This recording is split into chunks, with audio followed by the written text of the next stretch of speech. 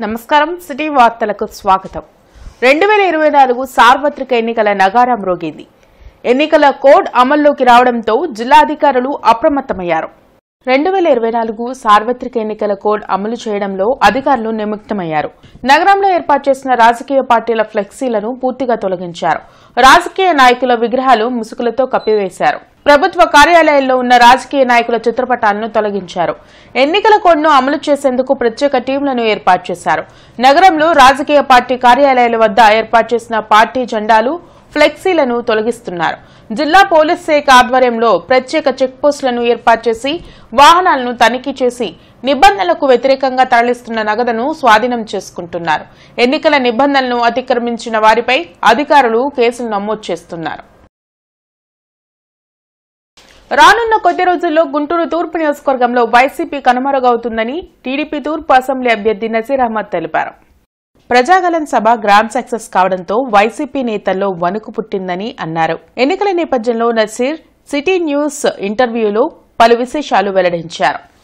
జగన్మోహన్ రెడ్డి గారి మాటలు మేకపోతు గంభీరం అండి. 175కి 175 స్థానాలు గెలుస్తామన్నటువంటి ఈ ముఖ్యమంత్రి ఎందుకని రాష్ట్రంలో ఉన్నటువంటి ఎమ్మెల్యేలకు ట్రాన్స్ఫర్లు చేస్తూ ఉన్నారో ఒక్కసారి ప్రజలకు చెప్పాలి. అతను నిజంగా తన పరిపాలన మీద కానీ, తను చేసినటువంటి సంక్షేమం కానీ, అభివృద్ధి మీద కానీ ప్రజల దగ్గరికి నిర్భయంగా, మొహమాటం లేకుండా, భయం లేకుండా వెళ్ళేటువంటి సత్తా ఉంటే ఎందుకని ఈ ఎమ్మెల్యేలను అటు నుంచి ఇటు నుంచి ఇటు మార్చారో ఒక్కసారి చెప్పాల్సినటువంటి అవసరం ఉంది. అంతేకాకుండా ఈరోజు అధికార పార్టీకి భయపడో లేకపోతే కొంతమంది వస్తున్నటువంటి సంక్షేమ కార్యక్రమాలు లబ్ధి ఎక్కడ పోతుందో అని చెప్పి ఆలోచన ఉన్నటువంటి పరిస్థితులు ఉన్నాయి. నిన్నటితో నోటిఫికేషన్ వచ్చింది. ప్రజలందరూ స్వచ్ఛందంగా 1 by 1 జాయిన్ అయ్యేటువంటి పరిస్థితులు ఉన్నాయి. ఒక 10-15 రోజుల్లో గుంటూరు తూర్పు నియోజకవర్గంలో వైఎస్ఆర్ సిపి పార్టీ ఖాళీ అయ్యేటువంటి పరిస్థితులు ఉన్నాయి. చాలామంది ఎదురు చూస్తూ ఉన్నారు. ఈరోజు చెప్తా ఉన్నా, నెక్స్ట్ 10 రోజుల తర్వాత గుంటూరు తూర్పు నియోజకవర్గంలో వైఎస్ఆర్ సిపికి ముఖ్య నాయకులు కూడా మిగిల్చేటువంటి పరిస్థితులు లేదు. పొత్తు కోసం వెంపర్లాడడం, తర్వాత విడిపోవడం, మళ్లీ కలవడం ఇది టీడీపీ అధినేత చంద్రబాబు పని అని ప్రభుత్వ సలహాదారు సజ్జల రామకృష్ణారెడ్డి ఎద్దేవా చేశారు. 2014లో ఇచ్చిన హామీలు ఏమయ్యాయి, 2024లో మళ్లీ ఎందుకు కలిశారో ప్రజలకు చెప్పాలని అన్నారు. ప్రజల్ని మోసం చేసేందుకు మళ్లీ వస్తున్నారని సజ్జల రామకృష్ణారెడ్డి మండిపడ్డారు. మళ్లీ ఇప్పుడు ఏ మోహం పెట్టుకుని ముగ్గురు ఒకే స్టేజ్ మీదకి వచ్చారు. ఈ స్టేజ్ మీద నిలబడి మళ్లీ రాష్ట్ర ప్రజలకు పిలుపు ఇవ్వగలిగారు అనేది ప్రశ్న. నిన్నటి సభ ఏదైనా అది దేనికైనా ఒక గుర్తుగా దేని ఇండికేట్ చేస్తుంది అంటే అబద్ధాలు, వంచన, అలాగే బాధ్యతారాహిత్యం, అలాగే ఈ రాష్ట్రమన్నా ఆంధ్ర రాష్ట్ర ప్రజలన్నా వీళ్ళు ఏం చేసినా వీళ్ళ దగ్గర చెల్లుతుంది, వీళ్ళను మోసం చేయడం చాలా సులభం అనే ఒక లెక్కలేనితనం. అరెండలపేట అష్టలక్ష్మి అమ్మవారి దేవాలయంలో 29వ బ్రహ్మోత్సవాలు వైభవంగా జరుగుతున్నాయి. 16వ తేదీన కలశ స్థాపన, మండపారాధన, అఖండ దీపారాధనతో ప్రారంభమైన బ్రహ్మోత్సవాలు 27వ తేదీ వరకు కొనసాగుతాయని ప్రధాన అర్చకులు ప్రసాద్ శర్మ తెలిపారు. 3వ రోజు బ్రహ్మోత్సవాల్లో భాగంగా నిర్వహించిన ధాన్యలక్ష్మి కళ్యాణంలో దంపతులు పాల్గొని ప్రత్యేక పూజలు చేశారు.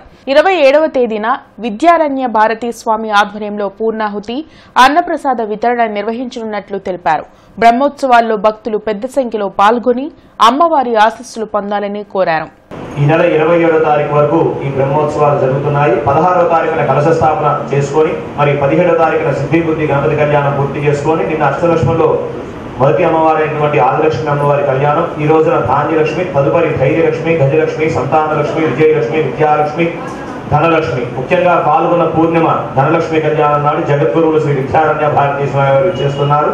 27వ తారీఖున మహాపూర్ణాహుతి కార్యక్రమం ఉంటుంది. కావున భక్తులందరూ విచ్చేసి కళ్యాణాలు తిలకించి అమ్మవారి యొక్క పెద్ద ప్రసాదాలు స్వీకరించవలసిందిగా కోరుతున్నాం. అధిక బరువు గుండె, ఊపిరితిత్తులకు ఎలాంటి హాని చేస్తుందో అలాంటి హాని మోకాలకు కూడా చేస్తుందని సాయి భాస్కర్ హాస్పిటల్ ప్రముఖ joint replacement doctor Busireddy Narendra Reddy అన్నారు. అతి క్లిష్టమైన రోబోటిక్ జాయింట్ రీప్లేస్మెంట్ ఆపరేషన్ ను డాక్టర్ బూసిరెడ్డి నరేంద్ర రెడ్డి విజయవంతంగా నిర్వహించారు. ఈ సందర్భంగా డాక్టర్ నరేంద్ర రెడ్డి మాట్లాడుతూ తిరువూరు మండలం గంపలగూడెంకు చెందిన మురళీకృష్ణ మోకాలు పూర్తిగా అరిగిపోయి హైపర్ ఎక్స్టెన్షన్ తో ఇబ్బంది పడుతూ హాస్పిటల్ కు వచ్చినట్లు చెప్పారు. మురళీకృష్ణకు అధునాతన రోబోటిక్ విధానం ద్వారా మోకాలు మార్పిడిని విజయవంతంగా పూర్తి చేసినట్లు తెలిపారు. మోకాలు మార్పిడి చేసుకున్న వ్యక్తి 15 రోజుల్లోనే సాధారణ జీవితాన్ని కొనసాగిస్తున్నారని తెలిపారు. ఆధునిక వైద్య సదుపాయాలతో జాయింట్ రీప్లేస్మెంట్ ను 100% విజయవంతంగా నిర్వహిస్తున్నట్లు తెలిపారు. రోబోటిక్ టెక్నాలజీ ఖచ్చితంగా వాడాల్సినటువంటి కేసుల్లో మనం చూసినట్లయితే మురళీకృష్ణ గారి కేసు ఇది క్లాసికల్ ఎగ్జాంపుల్. అంటే రోబోటిక్స్ ఎంత మనకి అడ్వాంటేజ్ చేస్తుందంటే ఇంత పర్సనాలిటీ ఉన్న పేషెంట్కి మనం 100% యాక్యురసీగా కానీ జాయింట్ కానీ కూర్చోపెట్టకపోతే ఆ బరువు మోయటం కానీ ఆ డైరెక్షన్స్ కానీ అవి చూసినప్పుడు ఫెయిల్యూర్ ఛాన్సెస్ ఎక్కువగా ఉంటాయి. సో ఇవాళ రోబోటిక్స్ ఎక్కడ మనకు ఉపయోగపడిందంటే ముందుగానే సిటీ స్కాన్ తీసుకోవడం మూలంగా రోబోటిక్ ఫీడ్ చేసిన తర్వాత ఈ 18 ఏళ్ల చరిత్రలో 30 degrees హైపర్ ఎక్స్టెన్షన్ అంటే ఆల్మోస్ట్ కాలు ఒక విల్లులాగా వెనక్కి వంగిపోయినటువంటి పరిస్థితిలో ఉన్నటువంటి 33 degrees ఆఫ్ హైపర్ ఎక్స్టెన్షన్ ఉన్న ఈ జాయింట్ని కరెక్ట్ చేయాలంటే ఆ కట్స్ ఎంత క్లియర్గా తీసుకోవాలి, ఆ కట్స్ క్లారిటీగా తీసుకోవడం మూలంగా ఆ గ్యాప్స్ని అడ్జస్ట్ చేయడానికి మానవ మాతృలు మన కళ్ళతో చూసి చేసేటువంటి 90-95% యాక్యురసీ కంటే బట్ ఈ పేషెంట్లో 100% ఇవ్వాలి. కొంచెం తేడా వచ్చినటువంటి కూడా ఫెయిల్యూర్ ఛాన్స్ ఎక్కువ ఉండే ఈ కేసులో definitely done a robotic knee replacement in a hyper extension valgus case అంటారు దీన్ని. కొరటిపాడులో కళ్యాణ సీతారామస్వామి వారి నూతన దేవాలయ ప్రతిష్ఠా మహోత్సవాలు వైభవంగా కొనసాగుతున్నాయి. మార్చి 20న కళ్యాణ సీతారామస్వామి విగ్రహాలతో పాటు జీవధ్వజ ప్రతిష్ఠ జరగనుంది. ఈ సందర్భంగా చేపట్టిన విశేష పూజల్లో భక్తులు పాల్గొన్నారు.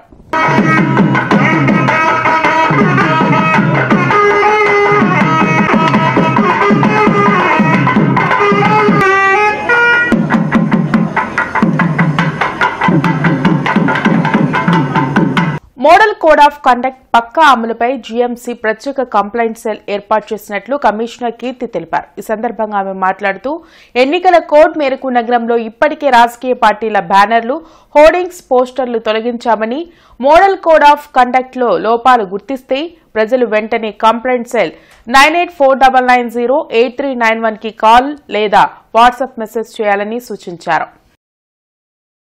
ఎన్నికల కోడ్ వచ్చిన సందర్భంగా రైతు సోదరులు మార్కెట్ యార్డ్ నందు తమ ఎండుమిర్చిని అమ్ముకొని నగదు రూపంలో తీసుకుని వెళ్లేటప్పుడు కమిషన్ వ్యాపారి నుండి తప్పనిసరిగా టక్పట్టీని పొంది సంబంధిత నగదును తీసుకువెళ్లవలసిందిగా ప్రాంతీయ సంయుక్త మార్కెటింగ్ సంచాలకులు సూచించారు. ఇవి ఇప్పటివరకున్న వార్తా వివరాలు. మరికొన్ని వార్తా వివరాలతో మళ్లీ కలుద్దాం. అంతవరకు సెలవు. నమస్కారం.